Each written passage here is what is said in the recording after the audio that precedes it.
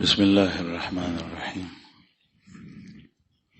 یہ حدیث مبارک تے نن باغ حدیث بیان کو داغی تشریح و بیان کو چونکہ بیان پر اردو کی بھی دیتوار دن اردو کے بکو.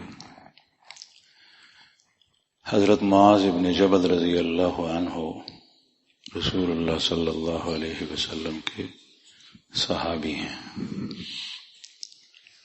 اور آپ صلی اللہ علیہ وسلم کا ہر سب صحابی اس کی ایک عجیب شان ہے، عجیب خصوصیت ہے. صحابہ سره مینه کوي، صحابي نوم چې ووري په زړه کې ښه جذبات راپورته کوي. بعض خلک تاسو سره په محلو کې پاتې کېږي، صحابه سره بغض ساتي، دا ملحدین او زنادقه او مسلمانان نه دي، هغوی نه ځان ساتئ، د هغوی سره ناسته مه کوئ. که د هغوی سره ناسته کوئ نو تاسو هم د هغوی په شان یئ. معاذ ابن جبل پیغمبر علیہ السلام د خپلو صحابو سره مینه و. دا معاذ ابن جبل ته یو ځل وایي په لار روان دي، یا معاذ انی احبک، اے معاذ تا سره مې مینه ده، د الله رسول سید الرسل او آسمانونو زمکو کې اتنا افضل څوک نشته. هغه د الله په مخلوق کې چاته محتاج و، ځکه چې خدای پاک دومره لویه درجه ورکړې وه. لیکن حضرت معاذ ته وایي معاذ تا سره مې مینه ده. بیا چې چا سره د الله رسول مینه کوي او ته د هغه سره مینه نه کوي، هغه سره په زړه کې کینه او بغض ساتي. بعضې خلک هغه په ذهن کې دا خبرې نه کوي. رسول اللہ صلی اللہ علیہ وسلم معاذ ته وایي معاذ انی احبک، میں تجھ کو دوست رکھتا ہوں، میں تجھ سے محبت کرتا ہوں. حضرت معاذ رضی اللہ عنہ نے فرمایا واللہ انا احبک یا رسول اللہ فداک ابی و امی، زما مور پلار دے بتا قربانی زمتا او سره محبت کو. هغه خو محبت مخکې نه و، خو چې د الله رسول دا اظهار وکړو هغه مت بے تو فرمائل سے خبر آتا قوم ایک بات کرتا ہوں اس پر عمل کیا کرو. جب بھی فرض نماز پڑھو تو اللہ تعالیٰ سے یہ مانگو اور یہ دعا آپ سے رہ نہ جائے، اللہم اعنی علی ذکرک و شکرک و حسن عبادتک. مختصر لفظ ہیں، 3 آسان ٹکی دیگا. اللہم اعنی علی ذکرک و شکرک و حسن عبادتک، اے اللہ میری مدد کیجیے، علی ذکرک تجھے یاد کرنے میں، و شکرک اور تیرا شکر ادا کرنے میں، و حسن عبادتک اور خوش اسلوبی کے ساتھ آداب کے ساتھ تیری بندگی کرنے میں. یا اللہ زما مددو کی ستا پا یادولو کی چیزستا یاد ہر وقت کو ذکر کوم ستا، و شکرک ستا پا نعمتون شکر ادا کوم، و حسن عبادتک او ستا عبادت او خلی بندگی کو ہم پدی زما مددو کی. یہی حضرت معاذ ابن جبل رضی اللہ عنہ فرماتے ہیں کہ ہم ایک دفعہ مسجد میں انتظار کر رہے تھے. وہ حدیث یہ ہے ابھی جو آ رہی ہے، میں جو آپ حضرات سے کہہ رہا تھا. فرماتے ہیں کہ ہم مسجد میں تھے، صحابہ کرام، فجر کی نماز کا وقت تھا. رسول اللہ صلی اللہ علیہ وسلم نے دیر کر دی فجر کی نماز میں، آپ گھر سے تشریف نہیں لائے، دیر کر دی، یہاں تک کہ ہم سوچ رہے تھے کہ ابھی سورج طلوع ہوگا. پھر اس وقت نبی کریم صلی اللہ علیہ وسلم تشریف لائے اور جلدی اقامت شروع ہو گئی. آپ صلی اللہ علیہ وسلم نے فجر کی نماز مختصر پڑھا دی. پھر اس کے بعد ارشاد فرمایا، یہاں میں ساتھ ساتھ تشریح بھی کرتا چلوں، اگر کسی شخص کی ایک دفعہ اس کی نماز قضا ہو جائے یا تاخیر ہو جائے، وہ اس کا عادی نہیں ہے تو اس کے بارے میں بدگمانی نہ کرے اپنے دل میں. شاید وہ اس کا یہ عمل تمہیں ظاہر ہوا ہو لیکن وہ اللہ جل شانہ کو بہت زیادہ محبوب ہو. کسی بھی عمل سے کسی کے بارے میں بدگمانی پیدا نہ کریں، شاید وہ اللہ تعالیٰ کا مقبول بندہ ہو. تم وہ عمل تم نے ٹھیک کیا ہو لیکن تم اس سے گئے گزرے ہو، وہ تم سے آگے نکلا ہو. آپ صلی اللہ علیہ وسلم نے جب نماز پڑھی مختصر اس لیے پڑھی کہ وقت کم تھا، اس کے بعد ارشاد فرمایا کہ اے لوگو اپنی اپنی صفوں میں بیٹھے رہو. سنگ ناس یہی دغا سے ناس تو صحیح بات صحیح ماں اپنی صفوں میں بیٹھے رہو. میں نے جو تاخیر کی میں تمہیں اس کی وجہ بتا دوں. پھر ارشاد فرمایا کہ رات کو میں اٹھ گیا، یعنی قیام اللیل کے لیے، تہجد کی نماز کے لیے. جتنا اللہ نے چاہا میں نے نماز پڑھی، یعنی جتنی رکعتیں پڑھی کافی رکعتیں پڑھی. پھر مجھے نیند آئی، میں سو گیا تو میں نے اللہ جل شانہ کو خواب میں دیکھا کأحسن سورہ، اور ایسی حیت میں، ایسی صورت میں دیکھا جس سے حسین کوئی اور صورت نہیں ہو سکتی. یہاں یہ بات بھی کروں آپ حضرات کو کہ اللہ جل شانہ کو کوئی دنیا میں نہیں دیکھ سکتا. اس آنکھوں کے اندر وہ قوت اور صلاحیت نہیں ہے جس سے اللہ تعالی ہم دیکھ سکیں. پیغمبروں نے کہا ہے لیکن اللہ پاک نے ان کو فرمایا کہ نہیں. موسیٰ علیہ السلام نے کہا رب ارنی انظر الیک قال لن ترانی، اے میرے پروردگار مجھے اپنی ذات دکھائیے تاکہ میں تیری زیارت کروں. اللہ تعالیٰ نے ارشاد فرمایا لن ترانی، تم ہرگز مجھے نہیں دیکھے گا. تو دنیا میں نہیں دیکھ سکتے، لیکن خواب میں اللہ تعالیٰ کو آدمی دیکھ سکتا ہے. یہ بات ذہن میں رکھیے. اور خواب میں جو مسلمان اللہ تعالیٰ کو دیکھے تو اللہ تعالیٰ اس طرح نہیں ہے، یہ یاد رکھیں.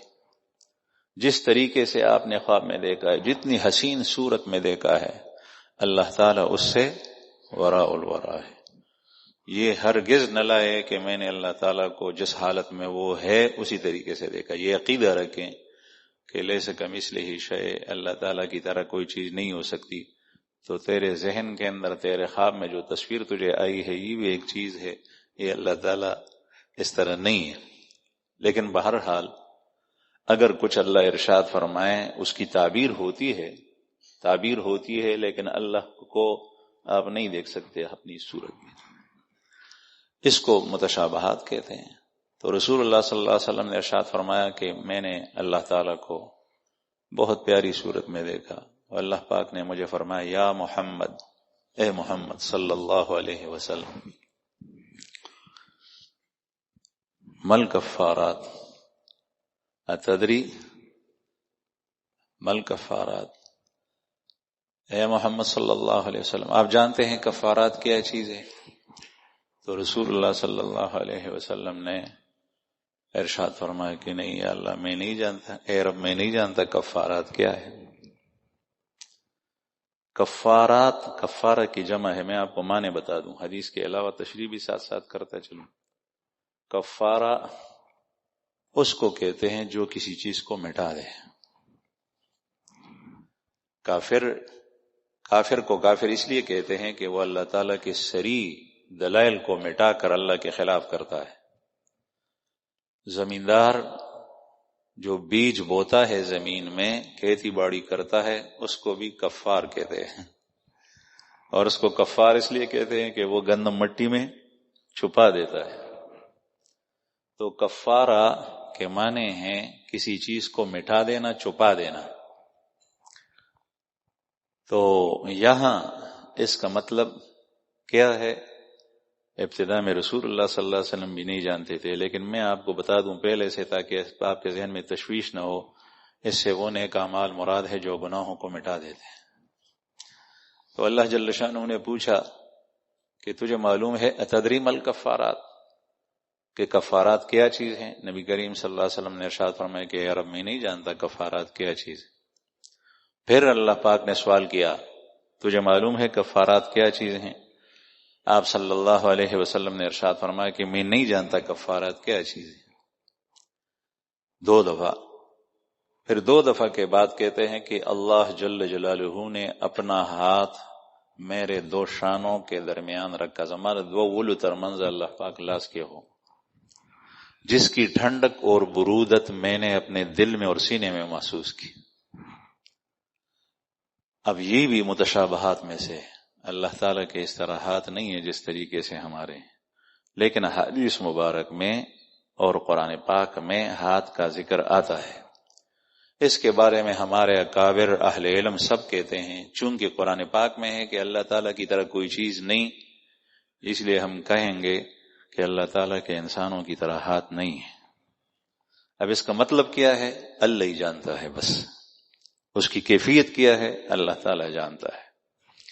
تو رسول اللہ صلی اللہ علیہ وسلم نے ارشاد فرمایا کہ جب اللہ تعالیٰ نے میرے دو شانوں کے درمیان ہاتھ رکھا تو میں نے اس کی ٹھنڈک دل میں، سینے میں محسوس کی۔ ٹھنڈک سے مراد میں آپ کو بتاؤں، یہاں پر سکون ہے، اطمینان ہے۔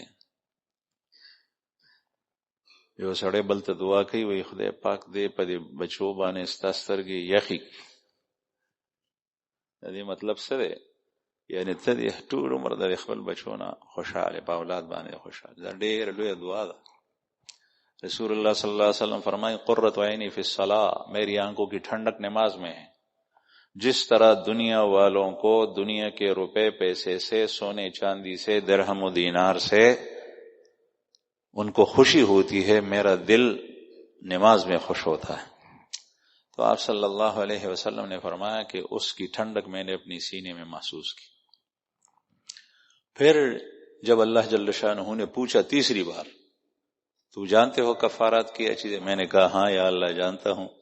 اس کی وجہ یہ تھی، آپ صلی اللہ علیہ وسلم فرماتے ہیں کہ جیسے ہی وہ ہاتھ رکھا تو اس سے مجھے ساری چیز، تجلی لی کل شیء، میرے سامنے ساری چیزیں واضح ہو گئی، میں نے ہر چیز پہچان لی۔ اللہ تعالیٰ نے وہ علوم ڈال دیے دل میں کہ اس سے پہلے نہیں ڈالے تھے۔ اس کو کہتے ہیں فیض۔ یہ مختلف طریقوں سے حاصل ہوتا ہے۔ ہاتھ رکھنے سے معلوم ہوا کہ جتنا جو آدمی کسی شخص کے قریب ہو اس کا فیض اس کو حاصل ہوتا ہے۔ جتنا جو کسی شخص کے قریب ہو اس کا فیض سے مراد یہ اس کا اندرونی اثر آپ میں منتقل ہوگا۔ آپ کسی مجلس میں بیٹھے ہیں تو مجلس میں ایک شخص دور بیٹھا ہے، ایک قریب بیٹھا ہے، قریب والوں پر جو اثر ہوگا وہ دور والوں پر نہیں ہوتا۔ جو مجمع میں بیٹھا ہے اس پر جو اثر ہوگا وہ اس شخص پر نہیں ہوگا جو مسجد کے کونے میں گڑگی کے پاس بیٹھا ہے، وہ دور ہے۔ تو آپ دیکھتے ہیں موبائل کے ساتھ رکھتے ہیں بلوٹوتھ، آج کل تو یہ چیزیں ساری واضح ہو گئی، ایک موبائل دوسرے موبائل میں اپنا فیس ڈالتا ہے، اور جب دور رکھے تو پھر نہیں ہوتا نا۔ بیا کی جو موبائل نہیں استعمال ہو چلری کی تھی بیا بلوٹوتھ کار کا کتنا فاصلہ جو میٹر نہ زیادہ چشی بیانے کی وہ فیض نہیں پہنچتا۔ پھر اس طرح اگر آدمی کسی کے ساتھ مصافحہ کرے تو ظاہر ہے کہ بیٹھنے سے زیادہ اس کا فیض ہوگا، اور اگر گلے ملائے تو مصافحے سے زیادہ فیض ہوگا۔ اس لیے برے آدمی سے مصافحہ نہ کریں، گلے نہ ملائیں، اس کی صحبت میں نہ بیٹھے، ورنہ آپ پر اس کا برا اثر ہوگا۔ اچھے لوگوں کے پاس قریب بیٹھنے کی کوشش کریں، ان کی باتیں سنیں، اور اگر آسانی ہو، اس کو تکلیف نہ ہو، مصافحے کا موقع ملے مصافحہ کرے۔ اگر وہ آپ کو گلے میں لائے تو گلے بھی اس سے ملے، لیکن اس کو تکلیف نہ ہو، ایسا نہ ہو مانے دوزل چشمے ماتی شیوی ولی آباد کے ایوزل په مدرسه کې یو سړی وزیرستاني و، بوډا و، خو ډېر مضبوط و، غټ پګړې تړلی و، سم شپږ کټیزې بوساړه و په سر کې. راخلاص شو، ما ته وایي دې خوا که چې لغونې د ځان سره جوخ کړم. ما ورته وایي چشمې مې لاړې، وایي چشمې دې خیر دې لاړې شي، میں ته خپل بڑا سو واسا. تو ایسا نہ ہو کہ آپ کسی کو تکلیف دیں. میں اپنے بارے میں مثال دی، لیکن آپ کسی اللہ والے کو، کسی بزرگ کو تکلیف نہ دیں.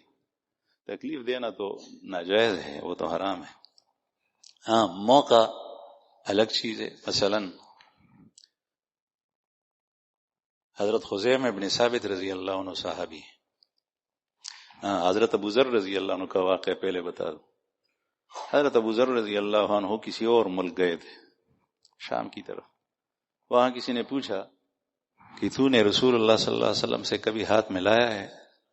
اس لیے کہ لوگ جب صحابہ نہیں تھے، صحابہ کو دیکھتے تھے تو خوش ہوتے تھے، تو رسول اللہ صلی اللہ علیہ وسلم کی یادیں آتی تھی کہ آپ صلی اللہ علیہ وسلم کیسے ہوں گے، آپ کا ہاتھ مبارک کیسے ہوگا. تو ابو ذر سے پوچھا کہ تو نے رسول اللہ صلی اللہ علیہ وسلم سے ہاتھ ملایا ہے؟ اس نے کہا ہاں میں جب بھی رسول اللہ صلی اللہ علیہ وسلم کے پاس آیا تو مجھ سے آپ نے مصافحہ کیا، اور فرمایا کہ ایک دفعہ میں آیا، رسول اللہ صلی اللہ علیہ وسلم نے مجھے اطلاع کر دی کہ آ جاؤ، جب میں آیا تو آپ صلی اللہ علیہ وسلم لیٹے ہوئے تھے، تو مجھے فرمایا کہ آ جاؤ مجھ سے ملو، تو لیٹے ہوئے مجھے ساتھ ملایا، سینے کے ساتھ سینہ ملایا۔ حضرت خزیمہ بن ثابت رضی اللہ عنہ ایسے صحابی ہیں کہ جس کی اکیلے گواہی 2 گواہوں کے برابر تھی۔ آج کل آپ معاملہ کرتے ہیں تو معاملے میں 2 گواہ نہ ہو تو عدالت میں فیصلہ نہیں ہو سکتا، لیکن ان اکیلے کی ایک کی گواہی 2 کے برابر تھی۔ وہ فرماتے ہیں کہ میں نے ایک دفعہ خواب دیکھا، خواب میں دیکھتا ہوں کہ میں نے نبی کریم صلی اللہ علیہ وسلم کی پیشانی پر سجدہ لگایا ہے، یعنی ہم لوگ زمین پر سجدہ لگاتے ہیں، تو میں نے آپ کی پیشانی پر سجدہ لگا، سجدہ اللہ کو کیا۔ تو کہتے ہیں کہ میں اس خواب کی تعبیر کے لیے رسول اللہ صلی اللہ علیہ وسلم کے پاس آیا، جب میں آیا آپ صلی اللہ علیہ وسلم لیٹے ہوئے تھے، میں نے خواب سنایا تو آپ صلی اللہ علیہ وسلم نے ارشاد فرمایا اپنے خواب کو سچا کرو۔ تو آپ لیٹے ہوئے تھے، مجھے فرمایا کہ سجدہ لگاؤ یہاں، تو میں نے اپنی پیشانی آپ کی پیشانی پر رکھ دی۔ کتنے خوش قسمت لوگ دیکھیں، اس سے زیادہ گندا خبیث ذہن والا کون ہوگا جو صحابہ کے ساتھ بغض رکھے؟ آپ اس سے اندازہ لگائیں، نبی کریم صلی اللہ علیہ وسلم کو اپنے صحابہ سے اتنی محبت ہے۔ تو میں فیض کی بات کر رہا تھا، آپ کسی گندے آدمی کے ساتھ تعلق رکھیں گے، اس کے قریب بیٹھیں گے، اس سے ملیں گے صبح اور شام، اس کا اثر آپ پر ہوگا۔ اگر وہ قاتل ہے تو اس کے قتل کے برے عمل کا اثر آپ پر ہوگا، اگر وہ زانی ہے تو اس کے زنا کا اثر آپ پر ہوگا۔ مجھے ایک ساتھی نے پوچھا، بھائی روحان شاہ نے، کہ ایسا نہیں ہو سکتا کہ اس برے آدمی پر میں اپنا اثر ڈالوں؟ میں نے کہا آپ ڈال سکتے ہیں، لیکن اگر آپ میں اتنا زور ہو جتنا زور کریلے میں ہے، اور یا پمنی جانتے ہو، پمنی پی جانی پون کی ہو تو سو کوئی سو تو پونی ہوئی مونگا تو پمنی ہوئی دیکھ کی گیا نرے نرے ترکشے بھی۔ میں نے اسے کہا کہ اگر اتنا زور جس طریقے سے پمنی میں ہے، چونگے اس کو عربی میں کہتے ہیں، تیرے اندر ہو تو پھر ٹھیک ہے، آپ برے آدمیوں سے ملے، اور اس میں کتنا زور ہے۔ پرسوں ہم کربوغ شریف میں حضرت مفتی صاحب دامت برکاتہم العالیہ کے ساتھ افطاری کے وقت دسترخوان پہ بیٹھے تھے، کھانا کھا رہے تھے، تو اس میں یہی چونگے تھے، پمنی۔ میں نے اس میں ایک نوالہ لیا، پھر دوسرا سالن تھا، اس میں نے 2-3 نوالے لیے، لیکن وہ کڑواہٹ منہ سے ختم نہیں ہوئی۔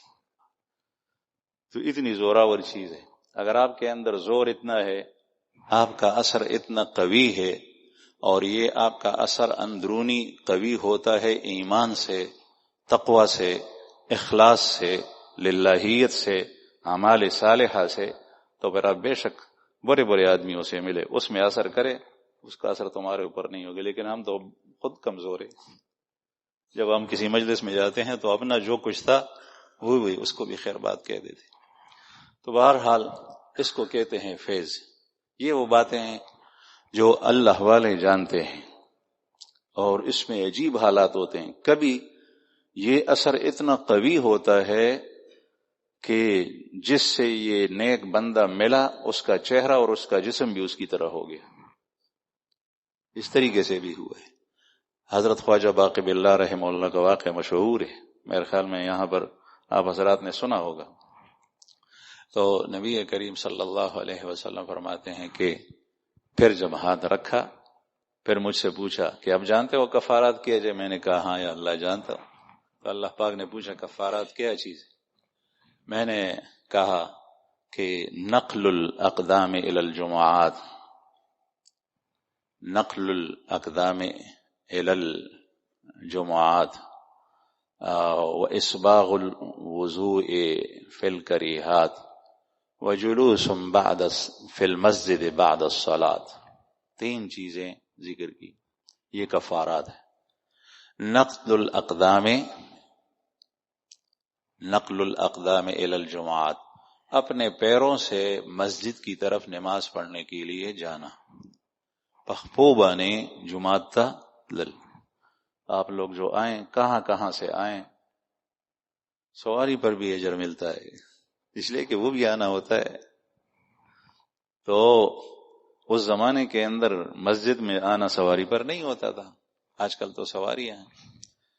تو اس کا مطلب یہ ہے کہ مسجد زیادہ آنا جانا۔ بعض احادیث میں اس کی تعبیر اس لفظ سے ہوئے کثرت الخطا الی المساجد، بار بار مسجد کی طرف آنا جانا۔ فجر کی نماز میں آ گئے، پھر چلے گئے، پھر ظہر میں آئے، پھر چلے گئے، پھر عصر میں آئے، پھر چلے گئے، پھر مغرب میں آئے، پھر چلے گئے، پھر عشاء میں آئے، پھر چلے گئے۔ د ورځې پنځه مونځونه دي، پنځه ځله راړې دا الله پاک ته ډېر خوښ دي۔ نقل الاقدام الی الجمعات، یہ وہ عمل ہے جس سے آپ کے گناہ دھل جاتے ہیں۔ آپ نے گناہ کیے ہیں، یہ رہتے نہیں ہیں، بغیر توبے کے، بغیر آپ کی توجہ کیے ہوئے، بغیر آپ کی یاد دہانی کے۔ آپ ہمارا رب کتنا مہربان ہے، یہ گناہ دھلتے ہیں۔ غلط ہاتھ غلط استعمال ہوئے ہیں، آنکھیں غلط استعمال ہوئے، کان غلط استعمال ہوئے ہیں، تو اس سے یہ دھلتے ہیں۔ اور دوسری چیز جلوس فی المساجد بعد الصلاۃ، مسجد کے اندر نماز کے بعد بیٹھنا، مسجد کے اندر نماز کے بعد بیٹھنا۔ مزشو مزدیو کو خلق فوراً لاڑو، پھر اس کے بعد بیٹھنا، اس سے گناہ دھل جاتے ہیں۔ آپ حضرات دیکھیں، آج دیکھیں اپنی اپنی مسجد میں کہ جیسے ہی نماز ہو جاتی ہے، کچھ لوگ تو ایسے ہیں جو دعا میں بھی نہیں ٹھہرتے، فوراً چلے جاتے ہیں۔ جس طریقے سے بس سلام پھیرنے کی دیر تھی، جیسے ہی سلام امام نے پھیرا فوراً نکل گئے۔ کچھ ایسے ہیں جو دعا میں شریک ہوئے پھر نکل گئے۔ بعض خوش قسمت وہ ہیں کہ جو ابھی بیٹھے ہیں، 5 منٹ 10 منٹ 15 منٹ کچھ ذکر کچھ تسبیح کر کے پھر اس کے بعد آہستہ جاتے ہیں۔ جس طریقے سے اس کا جی مسجد سے نکلنے کو نہیں چاہتا، لیکن اس کے عذر ہیں، مجبوریاں ہیں، اس لیے جاتے۔ یہ چیز ہے کہ جس سے گناہ دھل جاتے ہیں۔ وجلوس فی المساجد بعد الصلاۃ واسباغ الوضوء فی الکریہات، اور وضو کو مکمل کرنا اس کے باوجود کہ وضو مکمل کرنے میں آپ کی طبیعت نہیں چاہتی۔ سردی کا موسم ہے، پانی ٹھنڈا ہے، آپ وضو کرتے ہیں، حالانکہ ٹھنڈا پانی آپ کو اچھا نہیں لگتا۔ گرمی کا موسم میں پانی کسی جگہ گرم پڑا ہوا ہے، یا پانی کی قلت ہے، لیکن آپ وضو کر رہے ہیں، کہتے ہیں میں بہت مشکل سے پانی لایا ہوں۔ بعض عرب کے صحراؤں کے اندر بدو دور دور سے پانی لاتے ہیں، بلوچستان کے علاقے میں دور دور سے لوگ پانی لاتے ہیں، تو باوجود اس کے جی نہیں چاہ رہا کہ میں وضو کے لیے پانی استعمال کروں، لیکن اب نماز کے لیے اپنے آپ کو پاک کرنا ہے، آپ پانی استعمال کرتے ہیں۔ تو اسباغ الوضوء فی الکریہات، اور وضو کرنا نہیں فرمایا، اسباغ الوضوء، وضو مکمل کرنا۔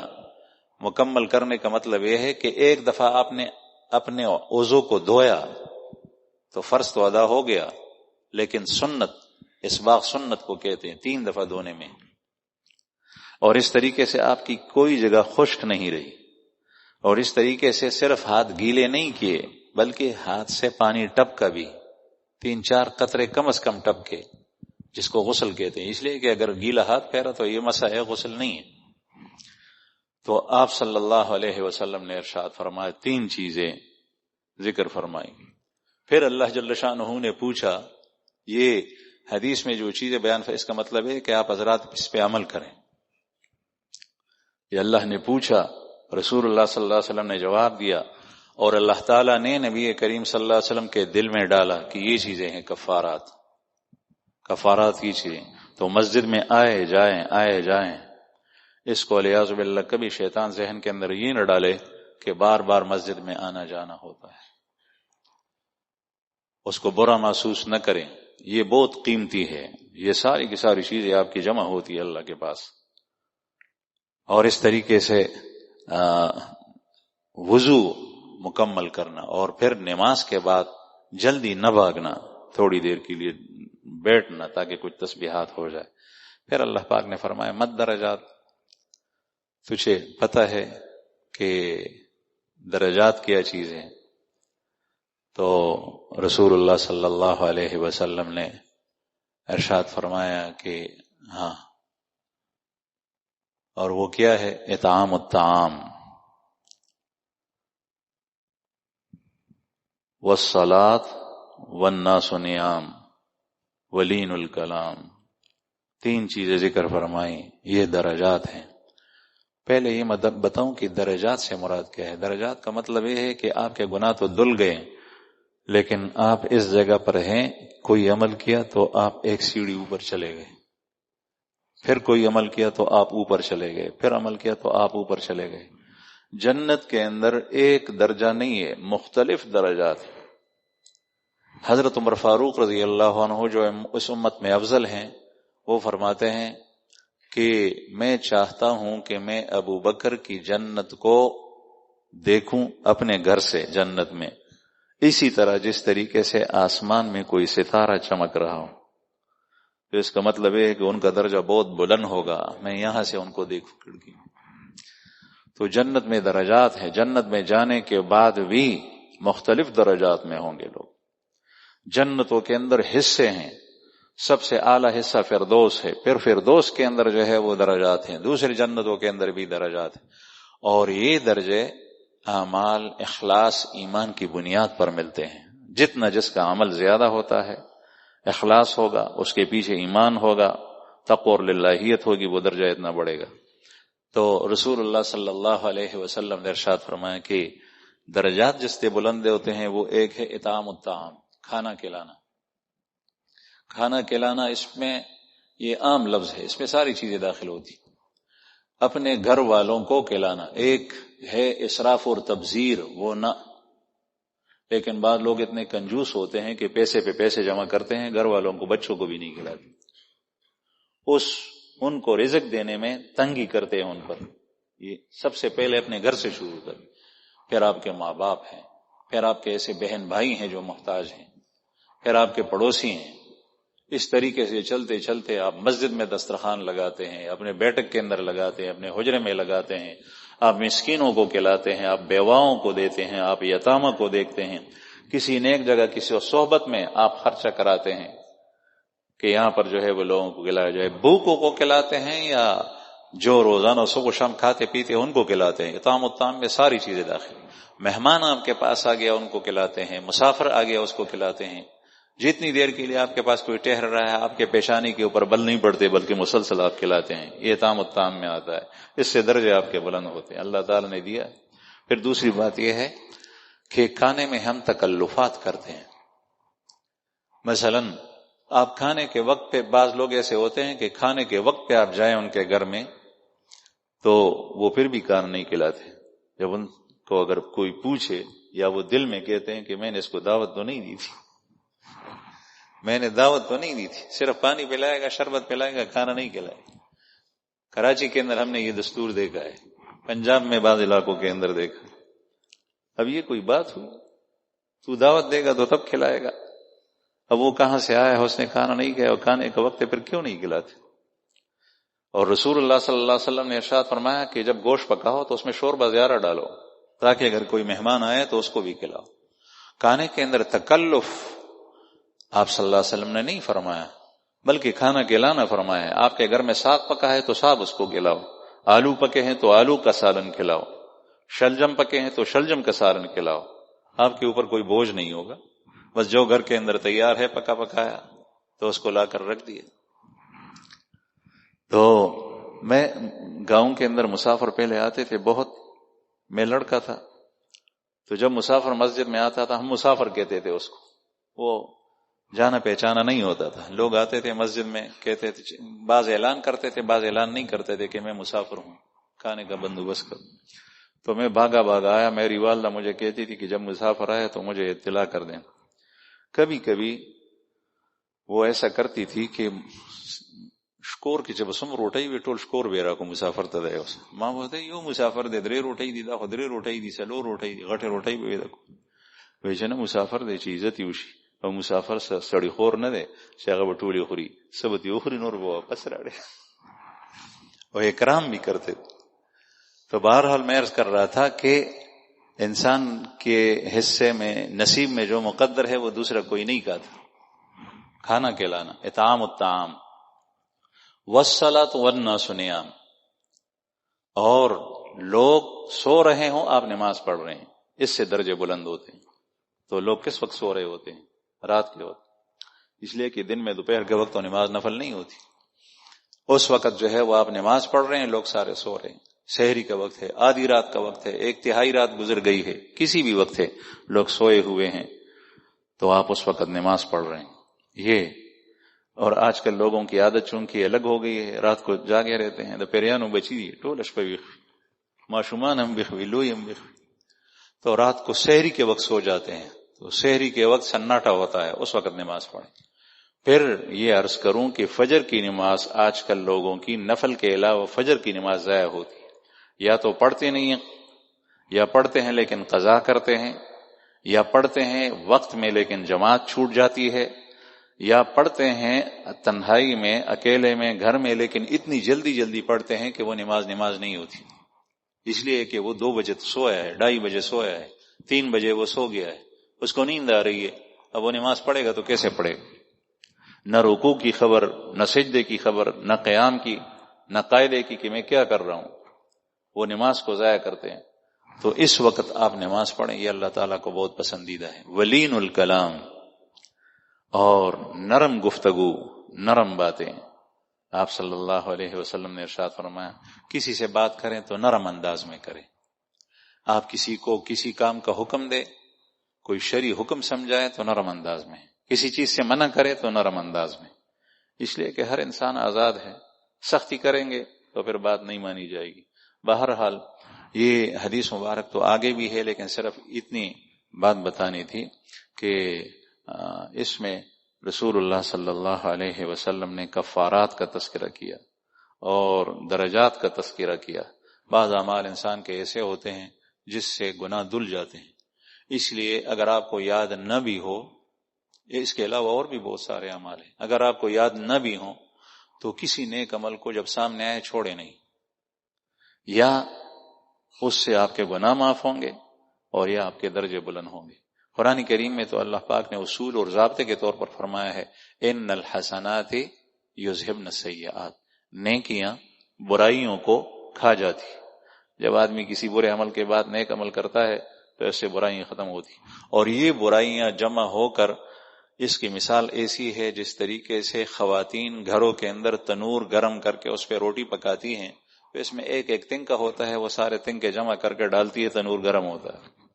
اس طریقے سے انسان کے چھوٹے چھوٹے گناہ وہ جمع ہو کر وہ جہنم میں ایندھن کا ذریعہ بنتے ہیں. اللہ تعالی ہماری حفاظت فرمائے. عبداللہ ابن مبارک رحمہ اللہ ایک دفعہ راستے سے گزر رہے تھے، بچے کھیل رہے تھے، ایک بچہ الگ بیٹھا ہوا تھا. تو عبداللہ ابن مبارک بغیر سلام کیے ہوئے گزرے، پھر واپس ہوئے. وہ اللہ کے نیک بندے تھے، بہت بڑے محدث تھے، فقیہ تھے. تو اس نے دل میں کہا کہ رسول اللہ صلی اللہ علیہ وسلم جب بچوں کے پاس سے گزرتے سلام کرتے، میں نے سلام نہیں کیا. واپس ہوئے تو بچے کو سلام کیا، تو اس نے وعلیکم السلام یا ابن المبارک، اے ابن مبارک تیرے اوپر بھی سلام. یہ حیران ہوئے، بچے کو میں جانتا نہیں ہوں، بچہ مجھے کیسے جانتا ہے. پھر اس کے پاس بیٹھ گئے تو اس سے کئی سوالات کیے. تو اس میں ایک یہ تھا کہ بچے کھیل رہے ہیں اور آپ غمزدہ ہو کر الگ بیٹھے ہیں، اور بچے خوشیاں منا رہے ہیں، آپ پریشان ہیں، یہ کیوں؟ تو اس نے کہا کہ مجھے جہنم کی فکر ہے، کہ مجھے اللہ تعالی جہنم نہ بھیج دے. تو عبداللہ بن مبارک نے فرمایا کہ تو ابھی بچہ ہے، مکلف نہیں ہے، تیرے اوپر اللہ جل شانہ کا حکم نہیں ہے، تجھے جہنم کی فکر کیا؟ تو اس نے کہا کہ میں تو تجھے بڑا ہوشیار سمجھ رہا تھا، لیکن تم نے بڑی وہ بات کی، بیکار سی بات کی.